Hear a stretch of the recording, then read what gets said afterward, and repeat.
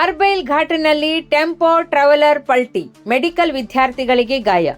ಉತ್ತರ ಕನ್ನಡ ಜಿಲ್ಲೆಯ ಯಲ್ಲಾಪುರ ತಾಲೂಕಿನ ಅರ್ಬೈಲ್ ಘಾಟ್ನಲ್ಲಿ ಇಂದು ಬೆಳಿಗ್ಗೆ ಟೆಂಪೋ ಟ್ರಾವೆಲರ್ ನಿಯಂತ್ರಣ ತಪ್ಪಿ ಪಲ್ಟಿಯಾದ ಘಟನೆ ನಡೆದಿದೆ.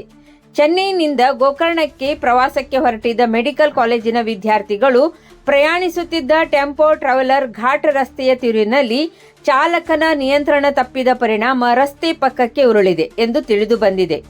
ಅಪಘಾತದಲ್ಲಿ ಸುಮಾರು 5ರಿಂದ 7 ವಿದ್ಯಾರ್ಥಿಗಳಿಗೆ ಗಂಭೀರ ಗಾಯಗಳಾಗಿದ್ದು, ಇನ್ನು ಕೆಲವರಿಗೆ ಸಣ್ಣ ಪುಟ್ಟ ಗಾಯಗಳಾಗಿವೆ.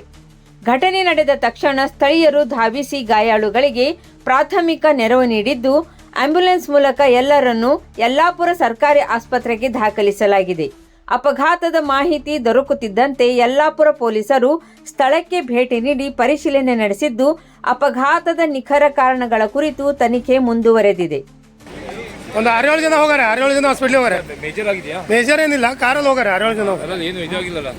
6-7 ಜನ ಹೋದ್ರು ಕಾರಲ್ಲಿ. ನಮಗೆ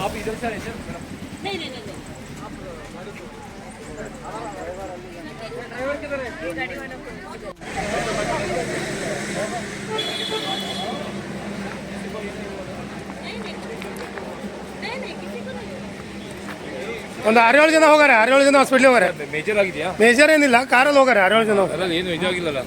6-7 ಜನ ಹೋದ್ರು ಕಾರಲ್ಲಿ. ನಮಗೆ